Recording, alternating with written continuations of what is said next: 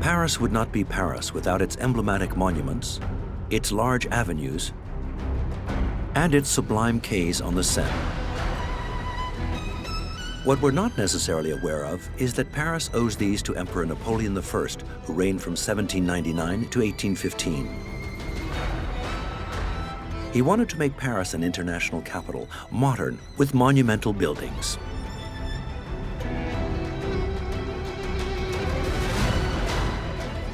If it weren't for him, there'd be no Arc de Triomphe, a giant 164 feet tall building with colossal foundations. It took 30 years to build. Now, the Arc de Triomphe, when it's completed, will be shock and awe for anyone who comes to Paris. This is the monument to the Grande Armée and what it did to its enemies. The emperor created the Madeleine, a 355 feet long temple of antique architecture, whose area equals that of Paris Notre Dame and hides an exceptional device. Without this metal frame, without this system of armored stone, the whole colonnade would collapse in the street. Testimony to the civil engineering of Bonaparte, the first big Parisian main street half a mile long was created from scratch, Rue de Rivoli. What really distinguishes Rue de Rivoli is its width, its height, and its rectilinear layout. The magnificence of this monumental street brings air and life to Paris. Under his reign, Paris will become a capital worthy of antique Rome, as shown by the 145 feet Vendôme column. What's needed are monuments that proclaim the power of his regime and army. Bonaparte was also a pioneer in sourcing drinking water in Paris, thanks to the Ourcq Canal, which is more than 62 miles long. You are going to come into this city and you are going to see brand spanking modernity that you don't have. You're also going to see power, and it emanates from me. Unique architecture, the latest technology, whilst in the background, deadly wars are being fought. This is the story of Napoleon I's Paris.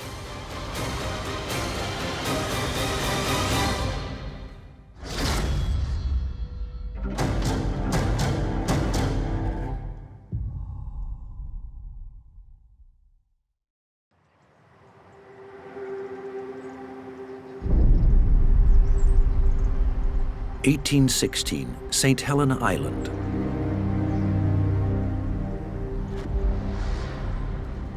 Exiled in the middle of the Atlantic, Napoleon I has laid down his arms.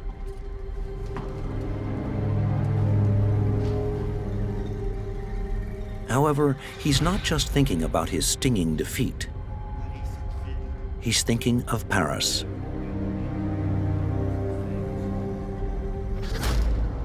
It's my constant dream to make it the true capital of Europe.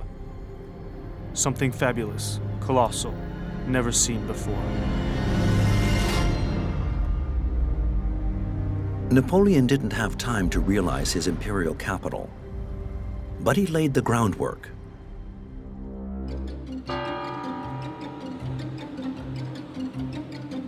The history of the emperor and Paris begins in a city of which very few traces remain. A medieval city with narrow, dark streets. A real shambles. You have to imagine Paris at the end of the 18th century as a Paris which is pitch black at night, a Paris which is still dangerous. All the work of Napoleon and his successors, and rightly so, will consist of opening up Paris, bringing fresh air, and installing monuments. If one place incarnates the ambition of Napoleon as regards Paris, it's the Place de l'Étoile, the birthplace of the Arc de Triomphe.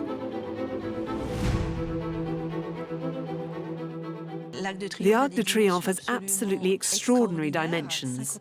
164 feet height, 147 feet wide, and 72 feet deep, so it's absolutely insane. All around the Arc de Triomphe, the major axes, the Avenue de la Grande Armée, the Avenue de Wagram, the Avenue de Friedland. They proclaim the military victories of the empire, and it is not by accident. This colossal monument owes everything to a major event, a turning point in the history of France and of Napoleon's, the Battle of Austerlitz.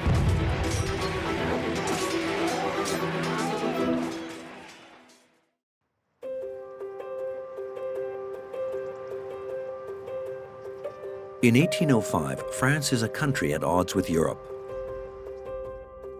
It is ruled by a military man who has fought nearly 10 years for the French Revolution. He had several victories before becoming first consul in 1799, then emperor in 1804.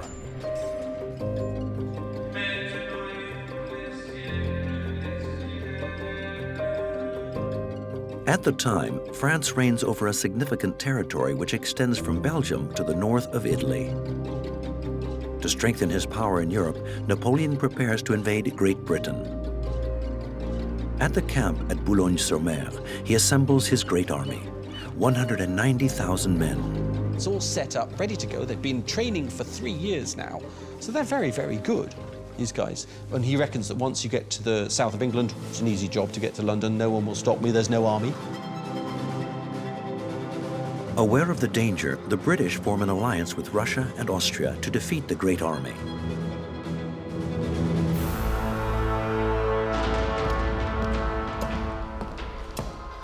So Napoleon brutally changes his strategy. On the 2nd of December 1805, he gains a crushing victory at Austerlitz, which is part of what is now the Czech Republic, exactly 1 year to the day of his coronation.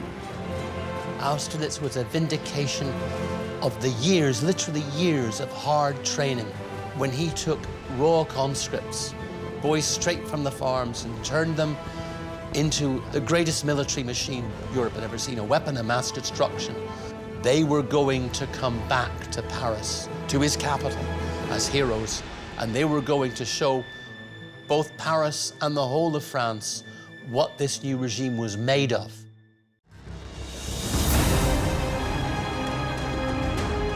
To celebrate this victory, which alone symbolizes the power of his empire, the emperor decrees in the month of February 1806 the construction of 2 Arcs de Triomphe, or triumphal arches, one of which will be on l'Étoile.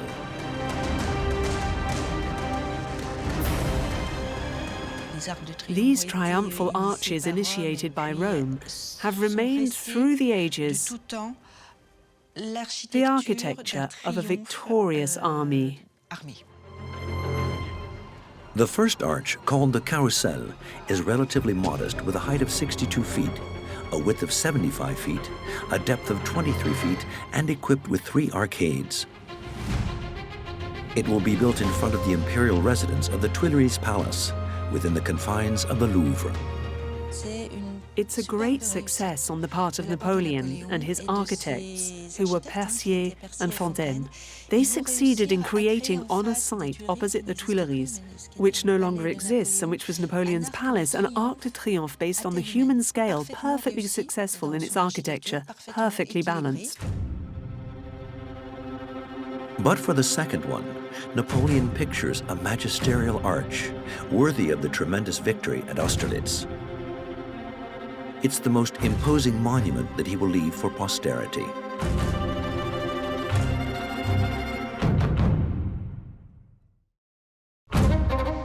A reminder for centuries to come of the feat of arms of his great army. An arch which the emperor pictures in the east of Paris on Place de la Bastille, on the site of the ancient fortress, symbol of the ancient regime, which fell on the 14th of July, 1789. This project strongly displeased Champagny, who was the Minister of the Interior at the time, who was in charge of the large-scale public works, because he knew that such an enormous arch in a fairly closed-off area was not going to have perspective, and that was not the aim.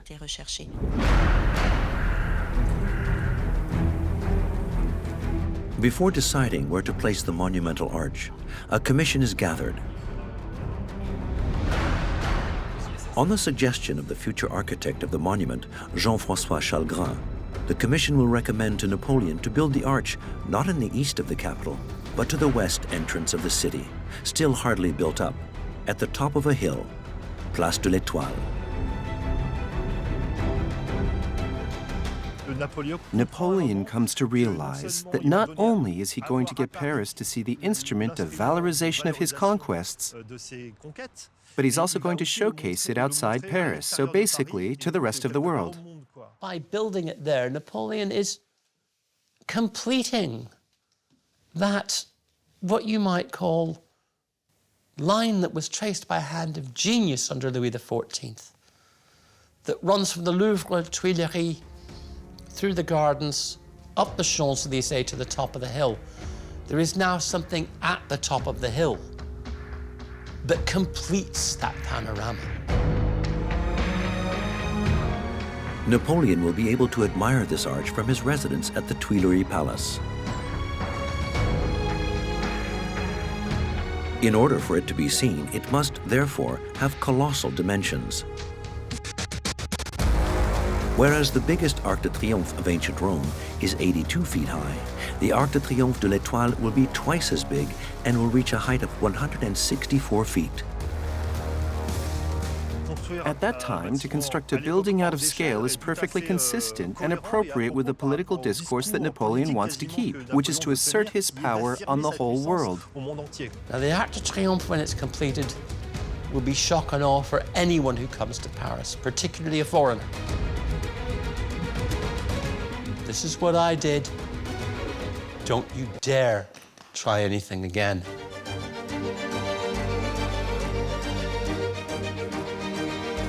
The first stone of this exceptional monument will be placed as early as May 1806. However, its definitive form is not yet finished. Only its gigantic dimensions of 164 feet high, 147 feet wide, and 73 feet deep, and its tetrapylon character, with its four arcades oriented east to west and north to south, have been agreed upon. With such dimensions, the structure will come close to 100,000 tons. 100,000 tons of material, of which half will be invisible, buried 26 feet under the ground. The foundations are colossal in terms of dimensions and weight. So for the most structural parts of the foundation work, that is to say, most angles and some edges, an enormous stone will be used. However, filling the entire foundation is sometimes done with more heterogeneous materials, whose role is primarily to add some weight, to properly secure the foundations to the ground. The construction of this exceptional monument will be entrusted to one of the best architects in Paris, the architect who had the idea of locating the arch at the top of the Champs-Élysées, Jean-François Chalgrin. In order to increase the shock effect and admiration caused by the monument, he will give it simple forms with clear lines to portray its volume as comprehensible as possible. It's got to be simple. There's no need to be ornate. That smacks of the past. A simple, straight, direct statement. That was the Roman way, that was the Greek way. There's no need for fancy decor as regards this big space. Its size says it all. But very quickly, the size of the Arc de Triomphe poses a problem for the architect. The colossal archway will reach 82 feet high and must support the weight of the structure. A problem emerges. It will exert strong pressure towards the ground. So how to contain it? The architect has a bright idea. Its feet will be massive.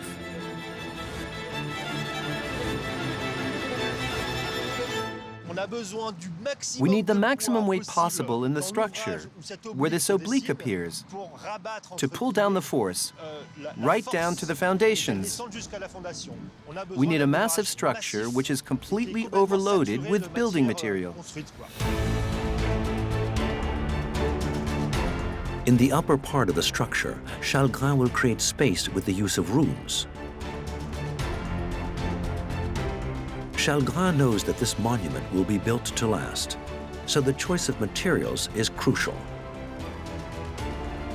That's why he decides to build it out of dimension stone, and not just any stone, white stone called Château-Landon stone. It's a stone whose great virtue is that it's very tough. The material must really be able to withstand very high compression rates. And finally, I think the choice of the stone is linked to the notion of facing masonry. That's to say, the finishing that Chagrin wished to implement. If the works on the Arc de Triomphe start in 1806, and his solid plans are never contradicted, Napoleon is unaware that he will never see its completion.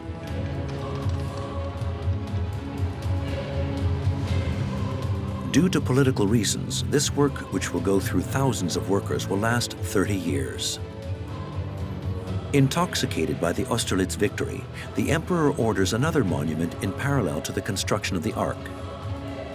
A huge column which dominates the heart of the capital from the center of Place Vendôme.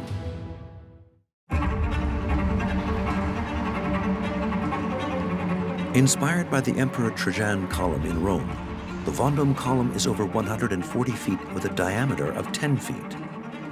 Its 787 feet long decoration celebrates the epic that was this victorious campaign. It's made with bronze from cannons captured from the Austrians and the Russians. At its summit, Napoleon places a statue where he is represented in the guise of a Roman emperor. It is one of the rare statues of him which survives today in the capital. Napoleon knows that to be immortal, he must create prestigious monuments. Monuments which, to some extent, vaunt the power of his regime and army. To build this monument, erected on the location of an old statue of King Louis XIV and destroyed during the Revolution, the workers start by checking the foundations. At a depth of 98 feet, they are considered fit to accommodate this monument. The column itself is made from dimension stone. Its bronze decor, divided into 425 plaques, is fixed to the stone with clamps. Initiated in 1806, the works will be completed with the help of enormous scaffolding. It will take 4 years. During this time, the tension between European powers will allow Napoleon to amass new military victories. Victories which will allow the erection of new monuments to his glory and to that of his great army.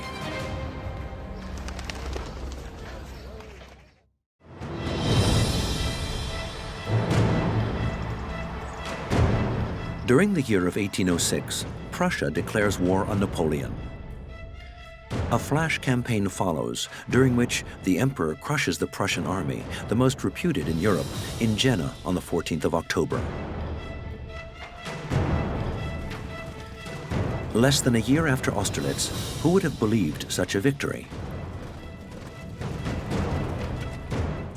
It was something quite incredible, and it was necessary to mark that in the urban Parisian landscape by something which made a link between this worship of antiquity, this worship of the Roman army, with a modern worship for a modern army, which was the Great Army. It's a new antique-inspired monument with crazy dimensions that Napoleon decides to erect. A temple dedicated to the glory of the army, which would become the Madeleine Church. The monument, built in the pure Greco-Roman style, occupies the same superficial measure as the nave of Notre Dame Cathedral. 354 feet long, 141 feet wide, 98 feet high. With its pediment, its portico, and its 52 Corinthian columns, this monument will contribute in turn to make Paris the imperial capital which Napoleon dreams of. The only paradigm is Rome. We live through something that is absolutely unique. Nobody has ever done what we've done. We can't explain ourselves to our sons, we can't explain ourselves to our parents. The only reference we have to the rest of history is ancient Rome. In 1807, a competition is organized. Among the candidates, the architect Pierre-Alexandre Vignon, 43 years old.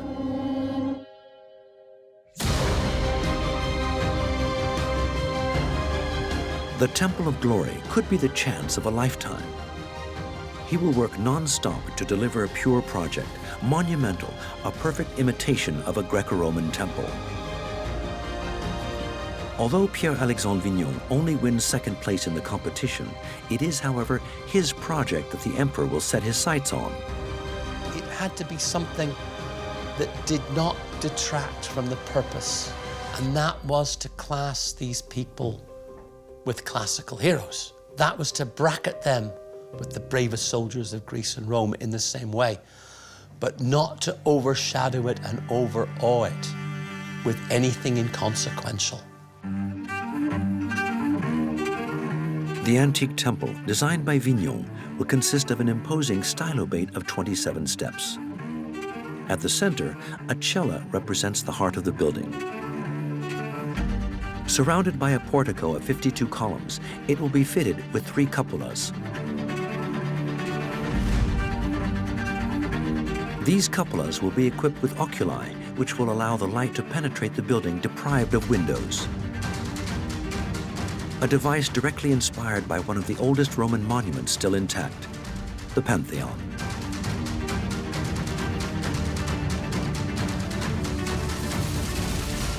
In the Madeleine, the only way to illuminate is effectively by zenithal lighting.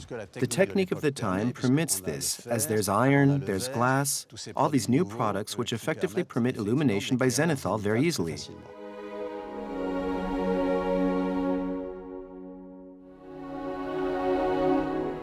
And as the temple is long, we will create 3 cupolas, but without a dome. But the 3 cupolas, turned towards the sky, are ultimately 3 times that of the Pantheon. This zenithal lighting, thanks to the 3 cupolas, allow to better understand the function that Napoleon wanted to give to this monumental building. More than just a temple dedicated to the glory of the army, the future Madeleine Church would have been, above all, a mausoleum to the glory of the soldiers of the empire fallen on the field of honor.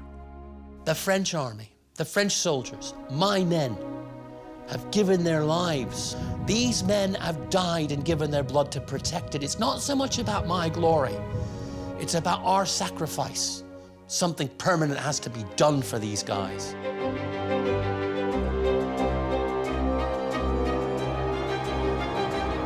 But where to construct this Temple of Glory? Napoleon finds the solution in the area west of the capital.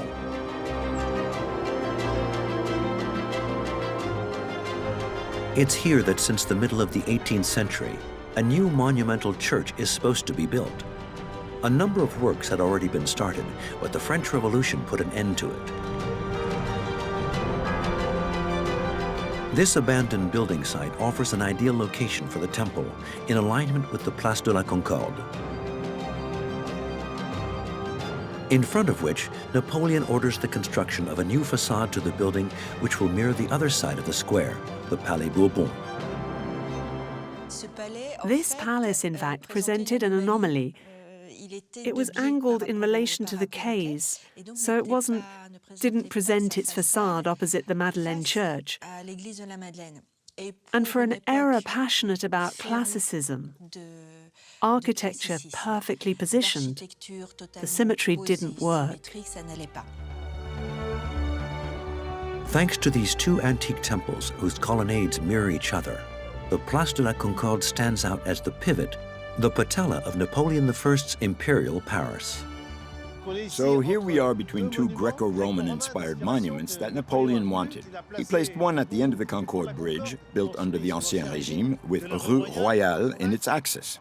But these 2 monuments, this tension which they induce, also correspond to another great monument, the Arc de Triomphe. So we have these great monuments which are going to make a monumental impression on this space. Therefore, the future Madeleine Church will impose itself as one of the main connections to Napoleon's monumental Paris. However, behind its apparent simplicity, it will create a problem to its architect. Firstly, where to find the ideal stone.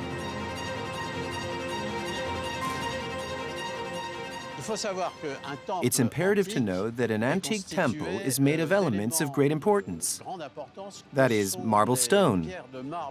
In Athens, marble allows the crossing of spaces like that, with a single stone, like a beam. However, the architect didn't have access to Athens marble. He must make do with limestone from the Paris basin. Paris stone is a very different stone which doesn't allow for the monumentality of massive marble stones. Here we have 10 feet, and the columns are around 6.5 feet in diameter.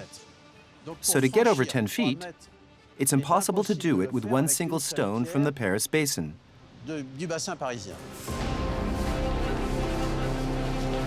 Consequently, how to hold up the edifice?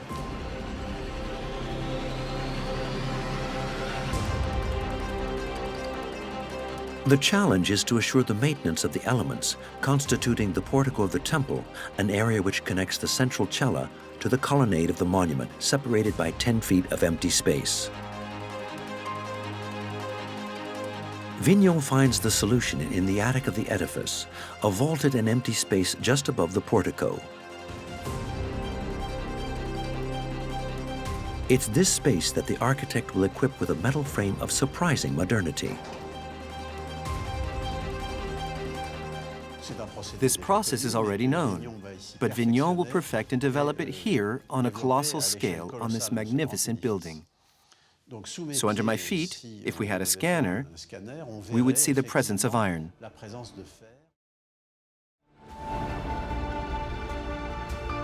Invisible to the naked eye, it is this armature which will assure the support of the building. This metal spider's web is incorporated in the entire surface of the ceiling. However, to be effective, it must be stretched at its extremities by other thrusts. This will be the role of the vaults that will support them, assuring the maintenance of the ceiling above the portico. Without this metal frame, without this system of armored stone, well, the whole colonnade would collapse in the street. Another challenge: what material to use for the roof structure of the building?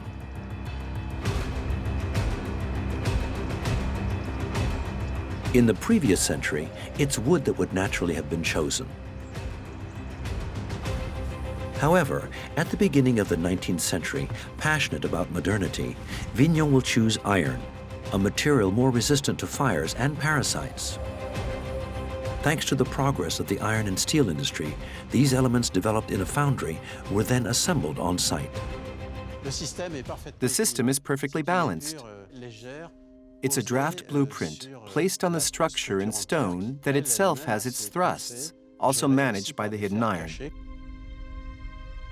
It's a very political program, inhabited by modernity and the leap forward that Napoleon wants to propel on the French society in all domains, including the domain of arts and science, since that's also his signature. The building work starts in 1808 and is finished in 1842. What Napoleon does not know is that some years later the monument will change function. Following the disastrous campaign in Russia in 1812, the Temple of Glory will finally become the Madeleine Church on his impulsion.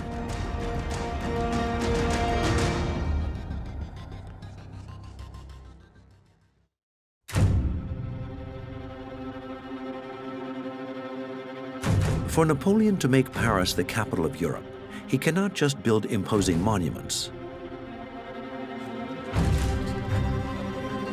Throughout his reign, he never stopped setting up numerous works in the capital to make it a practical city, well spaced in the image of its great rival, London.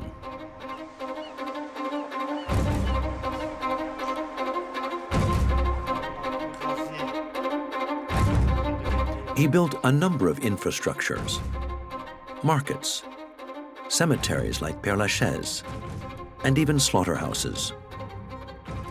It is also Napoleon who will build the quays along the Seine, riverbanks that until then had offered a site worthy of the Middle Ages. It's really about modernizing the city, to make the city flow with movement, both on the river, but also by creating one of the largest streets. And finally, it's an entire system with the creation of markets, the enlarging of the streets, etc. It's a system of global modernization. And that starts as soon as he rises to power, before he becomes emperor.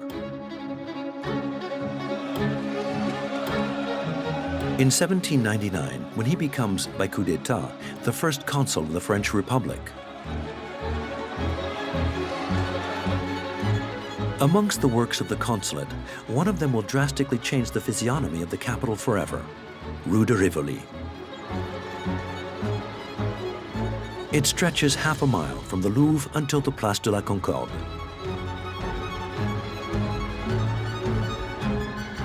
What really distinguishes Rue de Rivoli is its width, its size, and its rectilinear layout. The magnificence of this monumental street, which has been compared to a powerful ventilator which brings with it air and life into Paris.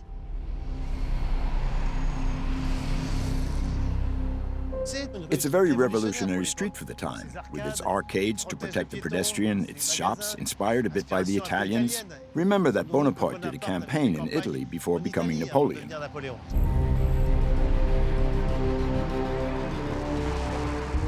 It's not there by chance. It's in the heart of the capital, in the Tuileries Palace, where King Louis XVI was overthrown in 1792, that the first consul is living.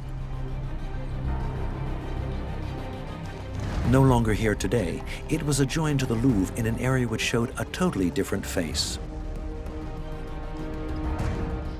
The area is principally made up of a maze of narrow, winding streets. On the Tuileries side, there are especially large plots of nationalized buildings. So there are convents, the Feuillants, the Assomption, the Capucines, and there are also mansions. On the Louvre side, the urban fabric is denser, so we have especially old buildings everywhere, representative of old Paris. Incidentally, Balzac will describe this area as an ocean of cobblestones.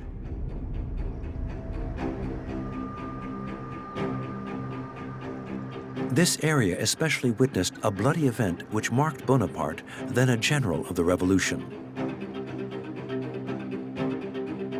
It's the royalist insurrection of October 9, 1795, the 13th Vendémiaire of year 4, according to the revolutionary calendar in use at the time.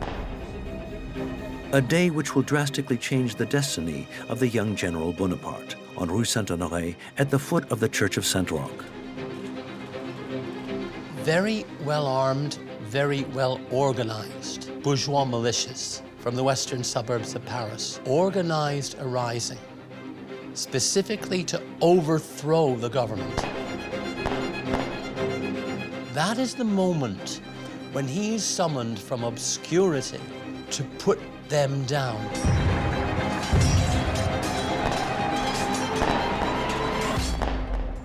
Actually, we can still see a few marks today. The impact of the bullets fired on the crowd by Bonaparte's forces who were posted at the end of the streets, which led to the Convention. So these are the traces of this bloody event.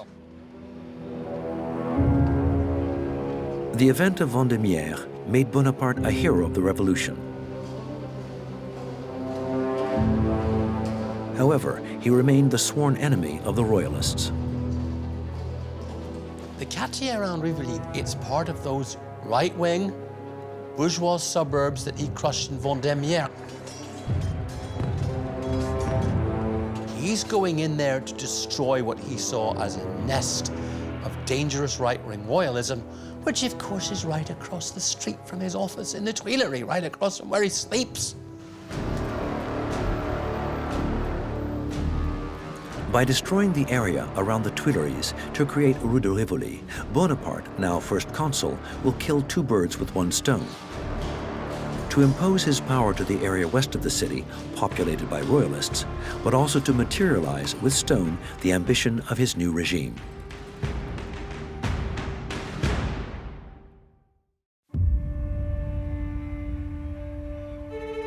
Napoleon will entrust these works to Charles Percier and Pierre Fontaine, two men who will impose themselves as official architects of the regime.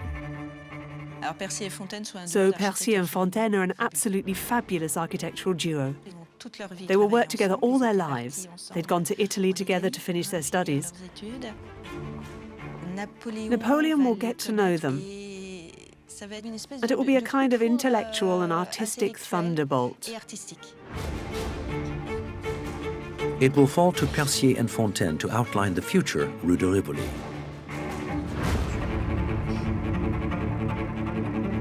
It will stretch from Place de la Concorde, in the extreme west of the capital, up to the Louvre for half a mile.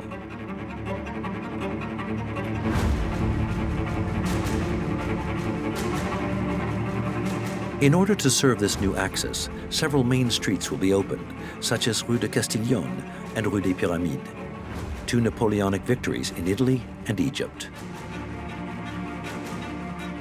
Napoleon still wants to put his stamp on the capital and to always give reminders of the army, of his campaigns, and of his own reign. The opening of this huge street will cause the destruction of a number of buildings. Amongst them, an important place in the French Revolution, the Salle du Manège, seat of the revolutionary assemblies.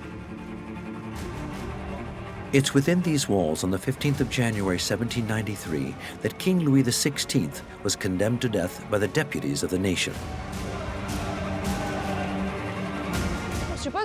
We assume that Napoleon wasn't indifferent to the idea, firstly to start from scratch with these buildings, which are also representative of the ancient regime and the revolution, to really put his stamp on and mark the new regime of the consulate and later of the empire. Napoleon would like to turn Rue de Rivoli into a main highway which would cross Paris from east to west. He takes over a project which dates back to the Revolution. According to this plan, Rue de Rivoli would follow the Louvre. It would then be extended by a large street which would join with Place de la Bastille to the east of the city. However, the obstacles are numerous. It's not going to happen. On the one hand, for practical reasons, also for financial reasons, it needs something much more feasible, which is Rue de Rivoli. Unlike the rest of the city, Percier and Fontaine know they'll meet fewer obstacles around the Tuileries. Many religious buildings have been emptied of their occupants during the French Revolution. Percier and Fontaine will replace this old neighborhood with innovative buildings with simple and harmonious lines.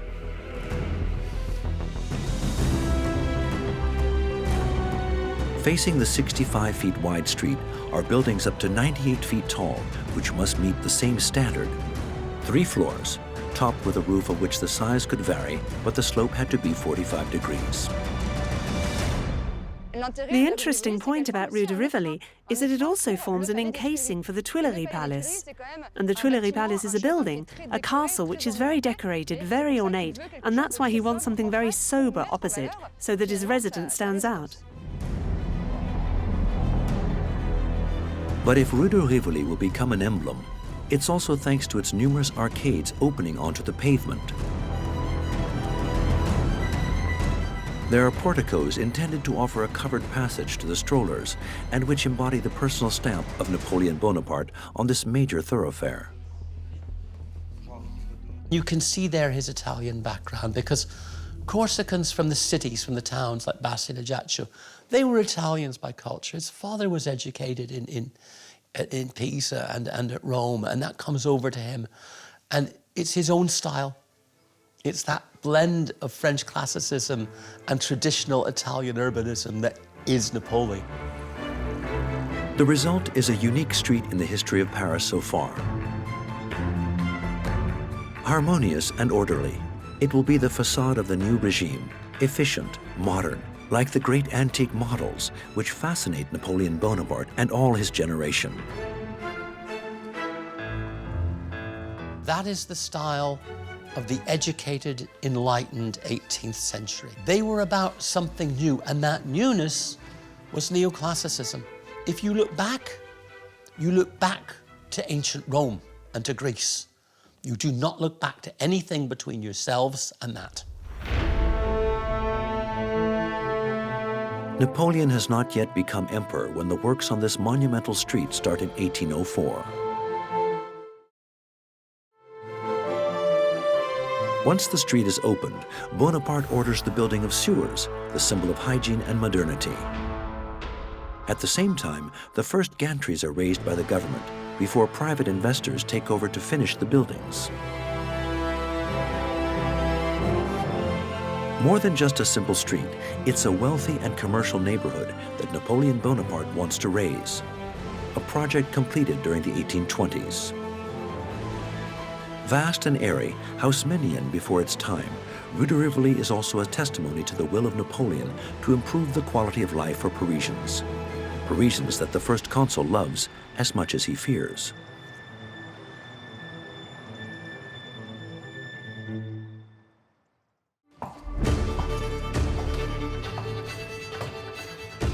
Napoleon knows what the people of Paris are capable of. He was witness during the Revolution. On the 10th of August, 1792, he attends the overthrowing of King Louis XVI and the massacre of the Swiss Guards by the sans-culottes in the Tuileries Palace.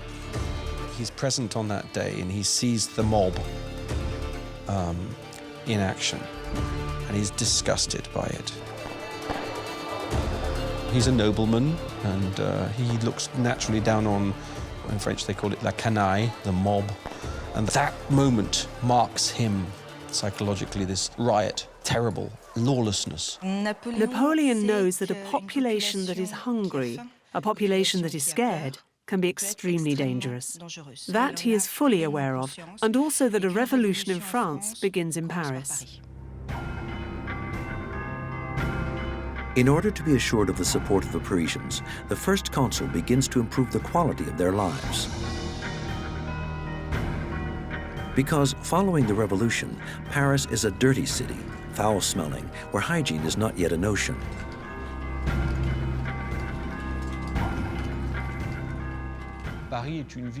Paris is a city which is really lacking in drinking water.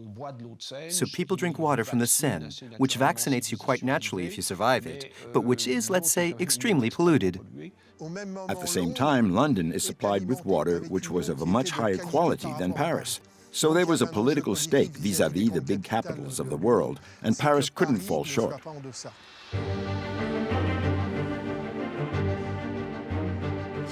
To remedy this deleterious situation, in 1801 the first consul takes over a project several centuries old that nobody has ever succeeded in implementing.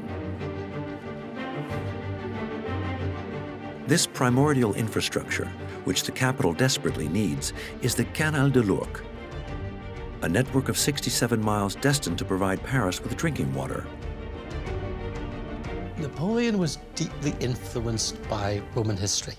They all were. Those are the only books they had, and they read them. And if, say, you look at Rome, what did the great emperors do? They build canals, viaducts, to bring fresh water in to the people of Rome. It's to help the sans-culottes. It's to bring them clean water.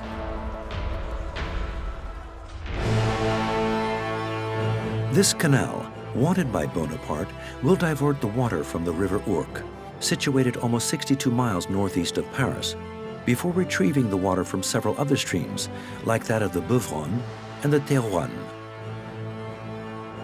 These waters will lead to the northeast of the city, to a gigantic basin at La Villette, from where the capital will be watered.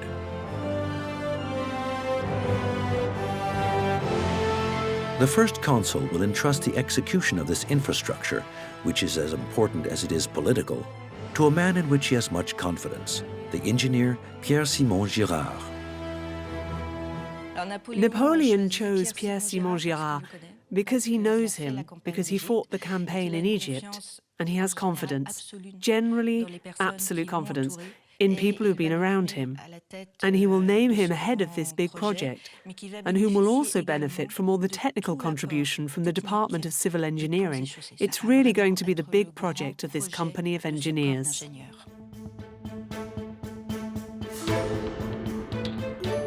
It's Pierre-Simon Girard who has the task of determining the course, the length, and who will manage the excavation. He will be reporting directly to the first consul, who is very interested in this project. Napoleon will have a big dilemma. Will he build an aqueduct to transport the water solely for consumption, or will it be a canal? The canal has a double function, supplying Paris with drinking water, but also allowing for navigation. Spurred on by the first consul and against the wishes of numerous members of the commission leading the study, the project will change in nature. More than just an aqueduct intended for bringing drinking water to the people of Paris, the Ourcq will need to prevail as a central element in the development of the economy of the city, an infrastructure which must bring quality spring water but also prosperity to the Parisians. With this canal, Napoleon can think about commercial development for the city.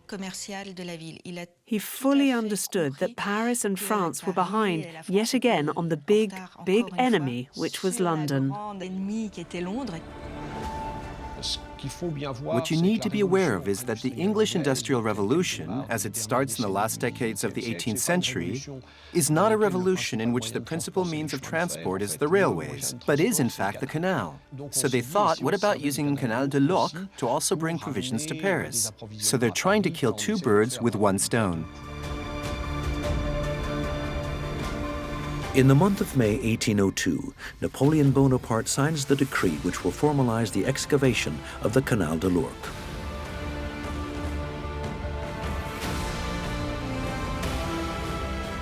In order to give full meaning to the double function of this canal, the first consul will ratify the proposition of the engineers to add 2 additional waterways. South of the basin of La Villette, Canal Saint-Martin will cross the city and will be the junction with the Seine upstream from Paris. To the west, this role will be assigned to the Canal Saint-Denis, who in its turn will join the river, this time downstream of the capital. In this way, the boats will be able to cross Paris without having to follow the Seine. At those times, crossing Paris is dangerous. There are no locks, so it's a river. There are periods of low water and high water, and by going through Canal Saint-Martin, the basin of La Villette and Canal Saint-Denis, you can avoid all the twists and turns of the Seine. In order to establish a network designed to allow navigation while supplying Paris with drinking water, the engineer Pierre-Simon Girard has to respect one imperative: to prevent the water from stagnating and thus losing its qualities. If you transport drinking water, you need the minimum amount of obstacles. That's why over 67 miles, there are only 10 locks. That's the minimum number of obstacles which could have hindered the flow of water. But Pierre-Simon Girard has another crucial problem to solve. With only 30 feet height difference, the equivalent of a 3-story building, between the highest point and the lowest point of the canal, its layout will have to be extremely precise. It's always challenging to make a canal go up and down. If you go up, you need to find more water, etc. So in fact, the easiest way is to use the canals parallel to the rivers. It's the easiest because if you need it, there's a natural current. Pierre-Simon Girard designs for his canal a course which follows the natural riverbeds like the Ourcq or the Marne. The Canal de l'Ourcq will, therefore, be very long. It will total 67 miles between the intake of water at the River Ourcq and its arrival in Paris. Under the leadership of the first consul, Napoleon Bonaparte, and the engineer Pierre-Simon Girard, the excavation work and the earthwork start as early as 1802.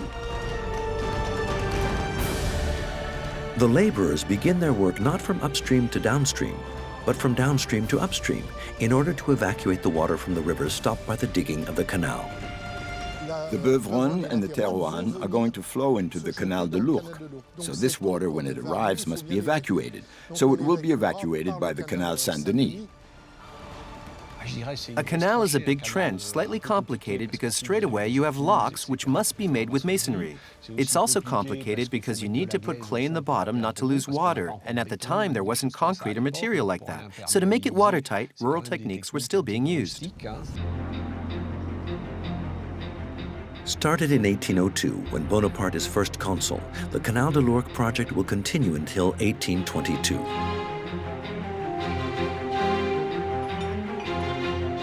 Unexpected events are numerous. In addition to hundreds of thousands of tons of earth to cart, the engineers face major landslides. There is much at stake which necessitates employing thousands of workers. There are moments when a workforce will be demanded.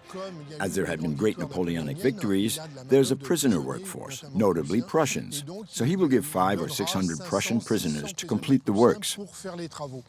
So it's a colossal job because thousands of people will clear the land in order to make the embankments and the digging and the backfill for the Canal de l'Ourcq.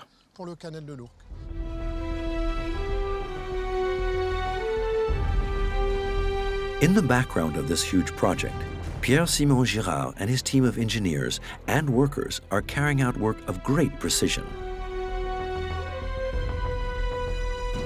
They need to keep the trench at a constant slope of an average of 3.5 inches per 0.6 miles over a length of 67 miles. An exploit they achieve with the aid of the master tool of topographical science, the level. With the help of a graduated leveling rod placed on point A, the engineer who is on point B can, in this way, evaluate the difference in height between the 2 points. Normally, when there is a slope, point B should be lower than point A. So advancing in this way all along the canal, we can define precisely the leveling of the canal, which after the works will allow us to know, in relation to the natural ground we find ourselves on, what digging needs to be done to have a constant slope. The Canal de l'Ourcq project benefits from the permanent attention of Napoleon. An artilleryman by training, Bonaparte is a man of science who understands the language of engineers, a man to whom no technical subtlety escapes. Napoleon enormously enjoyed visiting building sites. So what he liked to do was to arrive early in the morning at 5 or 6 o'clock. And as was his habit, it was a rapid fire of questions, which needed very, very quick and brief answers, which he stored up. It's a political building site. He has his reputation at stake. He has a promise which he has given to the Parisians, that they will finally have quality water. For Napoleon, it's imperative that this project is completed as quickly as possible.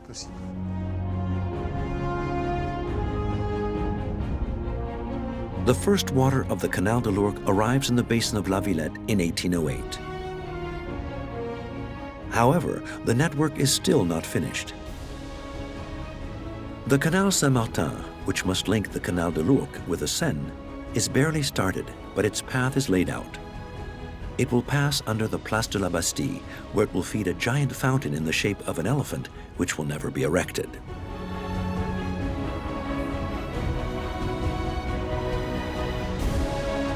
It's there that in 1810, Napoleon will build a huge vault, one of the last projects of the emperor in the capital. The whole canal will be finished in 1825 and will establish itself as a major commercial and industrial infrastructure of Paris. The basin of La Villette will even at one time be the principal port in France, and as a consequence, will aid the development of its warehouses and factories, which will develop progressively throughout the 19th century. The Canal de l'Ourcq, the Rue de Rivoli, Vendôme Column, the Madeleine Church, the Arc de Triomphe. Every one of these projects, achieved or still in construction, will be left to the capital for posterity by Emperor Napoleon. He died in Sainte-Hélène in 1821, 6 years after his defeat at Waterloo. His ashes will eventually be repatriated by Louis-Philippe. They rest in the Dôme des Invalides, in the heart of this city that he dreamt of making imperial.